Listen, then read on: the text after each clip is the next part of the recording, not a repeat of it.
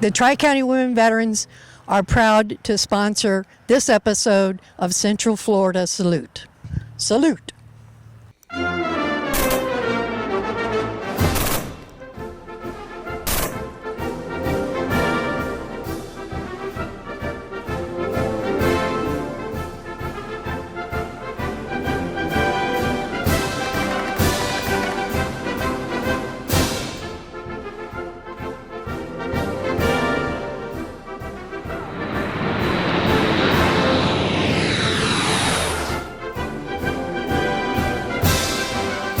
Hello, welcome to Central Florida Salute YouTube. I'm your host, Bob Peters. I'm here once again in Okahumpka at Eagles 4273.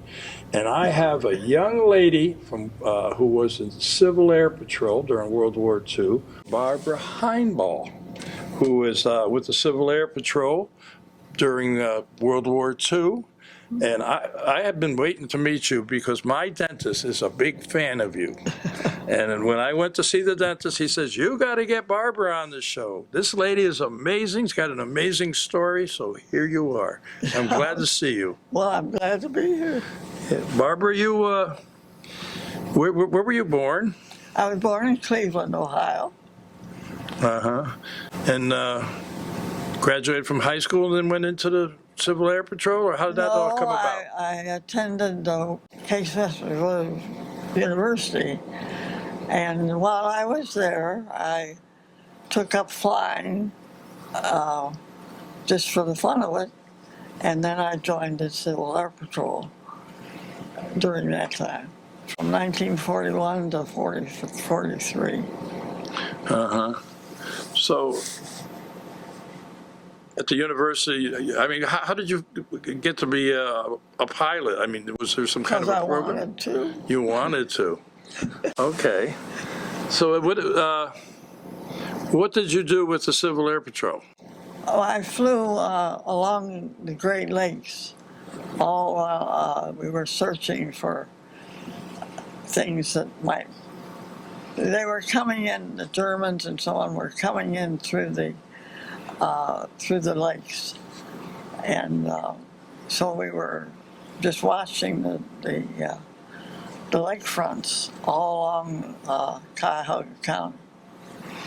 How did this all start? I mean, you wanted to learn to fly, okay, but the Civil Air Patrol, did they contact you, or did you, No, you know? I was just interested in helping.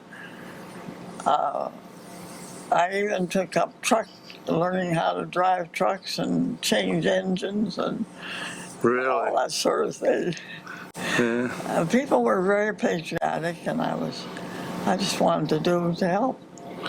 Yeah, you're part of that great generation that went through World War II, and we try to educate young people. And maybe you could tell us a little bit, like, what was it like with the, you had the shortages of food and this and that? And... Oh my, yes. We were allowed one pair of shoes, new shoes a year. Sugar was rationed, butter was rationed, meat was rationed. Nobody complained. Everybody did their part. And it was just a different world than it is today. Yeah. Much better. I agree with you. I know a lot of World War II. So, what kind of plane did you fly? I flew a Luscombe, a single-engine Luscombe. Uh-huh. Just to step up from... See, I worked at... I took a job at Taylorcraft. They were making small planes. They used those planes in place of what we use helicopters today. So we had the group, you've heard of the WAFs. Yeah. Well, WASP, Women Air Force Service Pilots. The women, and they would fly in, the crew would fly in, pick up the planes, take them back to Sioux City. Yeah. You weren't with the WASPs, though, right? No, I was. Because, we are a not-for-profit organization, the Central Florida Salute YouTube, and the man who is behind, holds a 501c, is Bill Suki, and he did a documentary called WASP. the Women Air Force Service pilots. Yeah. Yeah, and so I know a lot about the WASP, you know. They used to fly in teams of them, and they'd pick up the planes and take them back to Sioux City. Yeah, yeah. So when you were flying around, what are you looking for when you were flying? Nothing specifically, just something unusual. Mm-hmm. You were looking for anything that didn't look like it should.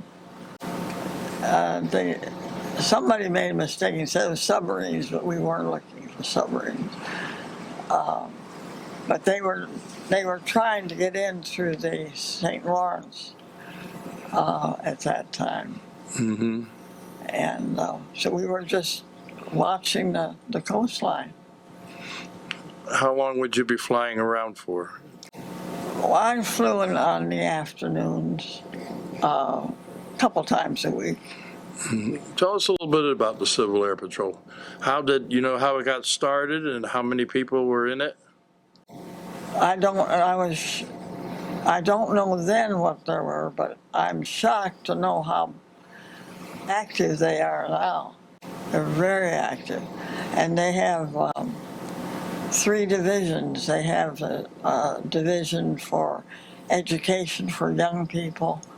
Then they have young starting up pilots. And then they have the older group that help, that actually still do searching and that sort of thing. They do search and rescue too, right? Yeah, right. And there are 2 squadrons in Florida. There's one that's over 1,500. The group that was with me. Yeah, you were recognized too. You want to talk a little bit about that? As I'm going to show this wonderful medal here. This is a beautiful medal. You want to talk about this Well, that award? It was in 1962, I believe it was. But then the Congress authorized that people served as volunteers should be honored. And they started the gold medal for people who served as volunteers. And Civil Air Patrol, they have a very large active plans now. I mean, they really do a lot. They're part of the Air Force Auxiliary now. Oh, yeah? Mm-hmm. I know a little about them. I don't know much. But Yeah. you also, you told me about the Daughters of the American Revolution. What was that about? Well, that was a real shock to me. They caught up with my past. And when they read about the Civil Air Patrol, but to qualify for the reward that they gave me, or the medal, it's a very great honor. You have to be patriotic and you have to prove that you were. And of course, that was when I was in the Civil Air Patrol. And then leadership, I worked for New York Life.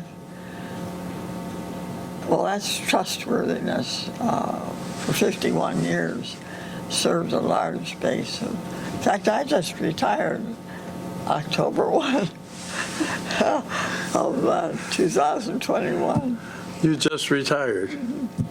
Just close. God bless you. And then, let's see, there's patriotism, trustworthiness, leadership.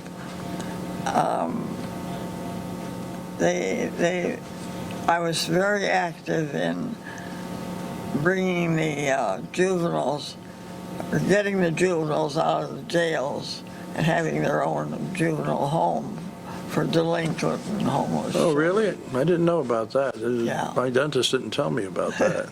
The Saturday Evening Post wrote, we fought for, it started at the Methodist Church, Morrison Church in in Leesburg, where I attended for 50 years. And but it took us 4 years to really get things so that the juveniles had their own home. It took a lot of battles. So you mean their own home? Where's this home? What is? Well, it isn't there anymore, but they do have separate facilities now. Mm-hmm. And there was an article in the paper not long ago that they've expanded what we've done, what we did to start with. It was disgraceful. So they made it. They take care of homeless, and of course the delinquent children. Is that part of the Forward Pass, with the foster kids and all that? It's the same program, or pretty much. Well, it's what we were doing was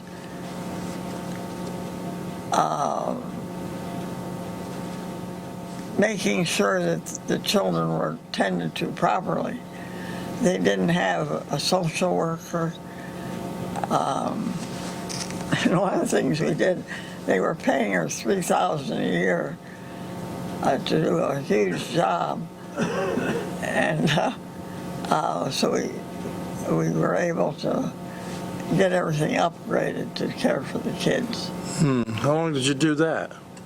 How long About did you? 4 years. 4 years? Yeah. So you've been volunteering a long time, huh? I've spent my life doing a lot of things like that. Yeah. When I was in college, I worked at one of the settlement homes. My spare time, I've always liked to do things that are useful. Make a difference. I guess so. Yeah, you're my kind of people. Yes, a lot of people sit around and complain, but the people who real people are the ones like yourself that go out to make a difference. I think that's what we're here for. Yeah, that's part of our upbringing, right? The way we were brought up. Yeah. Yeah. So you say you just retired. What did you retire from? I was a life insurance agent with New York Life. Plus, I was a chartered financial consultant. Oh, yeah? So Wow. what I did, I started out, in fact, I still have clients that I'm retired now. Well, 101 years old, it's a good time to retire. That's what they said. No, they didn't really. My son kept saying, Mother, you need to, and I gave all my clients to my son. I gave him in 2008, I gave him 17 four-drawer files of clients. Well, you were a busy lady. And then, but he's done a good job. But what I did was start with young couples and grew with them. And one couple I started in the 1970s, they're still very busy with me, and now we're spending the money that I helped them save. So it's a gratifying business. Yeah. So let me ask you, did you keep flying after this? You were in like 41 After to I had my 45, children, right? I stopped flying. Oh, you stopped flying? Oh, I would I think would love to. It's a wonderful feeling when you fly. Yeah. Do you fly? I don't pilot. I've flown in several different planes. So thanks to doing this program, I've flown in B-17s, a B-25, B-29. I've been in a Stearman. Have you ever fly in a Stearman? Mm-hmm. Stearman's open cockpit, two-wing. That's what they trained a lot of the pilots on. Well, I did fly once in a while when I was at Taylorcraft, but I didn't pilot it. My husband was in Saipan, and we were stationed, when I married him, we were stationed at Tinker Field in Oklahoma, where they finished building the B-29s. And he was part of the crew. He was head of the instrument department over there. So he flew B-29s? No, he didn't fly. He was in charge of the instrument. Yeah, okay. But speaking of food, I used to get real angry. They got a lot better food than we did. Who put you up to that? Was the Air Force? Was the Army Air Corps? He was Army Air. Yeah, see, everybody teases. There's a guy sitting over there, he was in the Army, and he's always giving me a hard time about Air Force people eating good. Yeah, You know what? We worth it. We were worth it. But, yeah. We know when he left service, we bought groceries, and I remember the canned chicken was wonderful. But he used to write home about all the food they were having, and we weren't allowed to. You were rationed. Yeah. I still have some of those ration stamps. Do you? Yeah, well, my uncle was several of my uncles were in World War II, and one was in Korea, but they left me the ration stamps, you know, and because what your generation went through during World War II is individual sacrifices that you all had to make. Yeah, we did it. You know. And we did it in good spirits. Yeah. So what would you say to the young people today about service? I think they ought to have a draft. I think that would solve some of our problems. To go back to drafting when they get out of high school, let them grow up for a couple of years. You know, I'm kind of with you there. I think everybody should do at least 2 years. I think so. In the military. If you can't do the military for some reason, there's the Peace Corps or something like that, you know, but do something to pay back.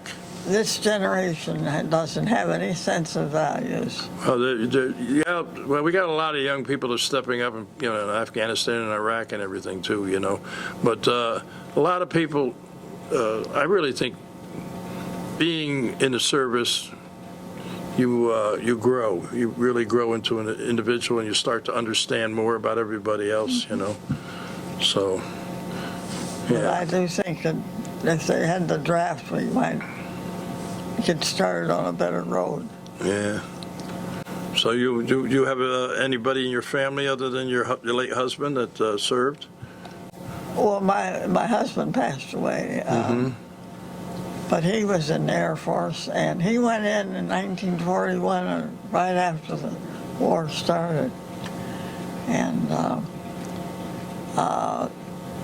then his brother was in the Air Force. He was a gunner on B-25s. Oh, okay. And he was killed. Then my grandson went in the Marines for a couple of years. But he's 53 years old now, so and I have a son who's going to be 75. Can you imagine? I can imagine. Yeah. So I've seen a lot of living. Yeah.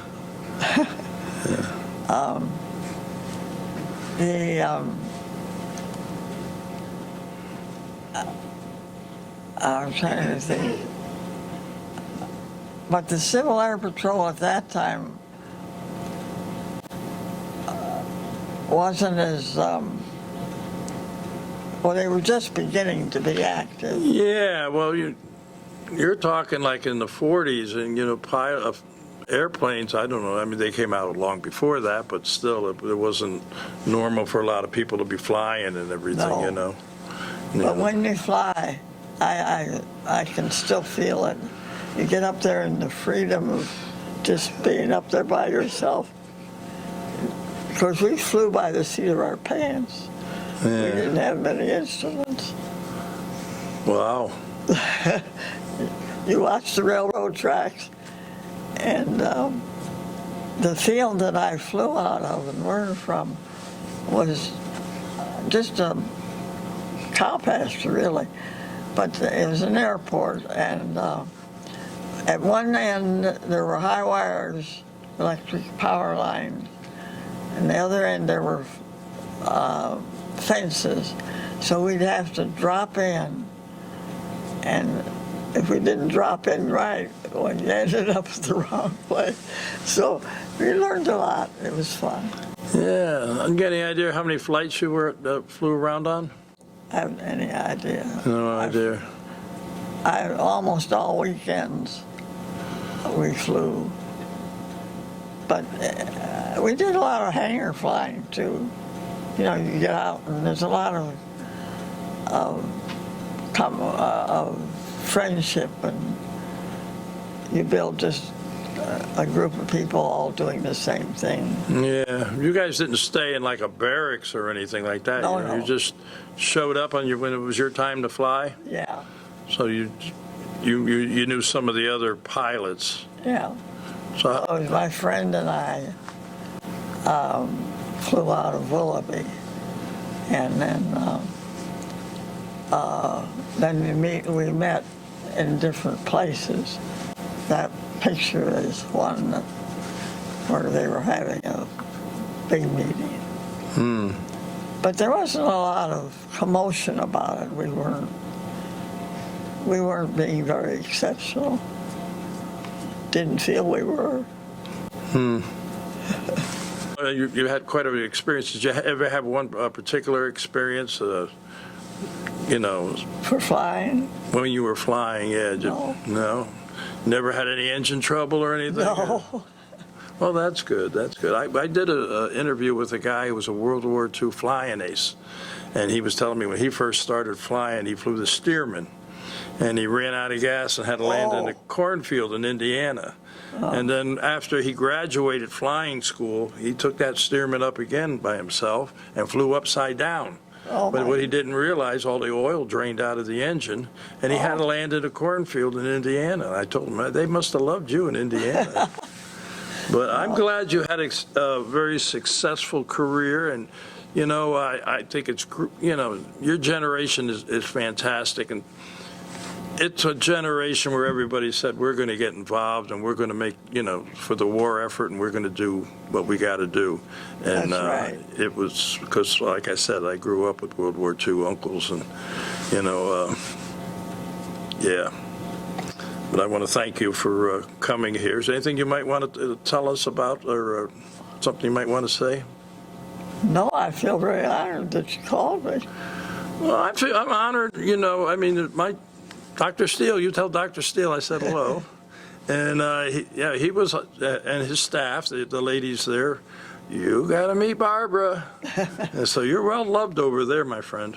Wow. And I'm happy I did, because 101 years young, going to be 102 in August. My goodness. And what you've done for our country, we appreciate it. And I'm glad to see you got these recognition from the Daughters of the American Revolution, and that beautiful gold medal, and you deserve it all, my friend. Well, thank you. So we're going to say goodbye, I appreciate being and here. this is how we do this. Ready? To all our veterans out there, active military and their families, we salute you for all you do. Till next time. Thank you, Bob.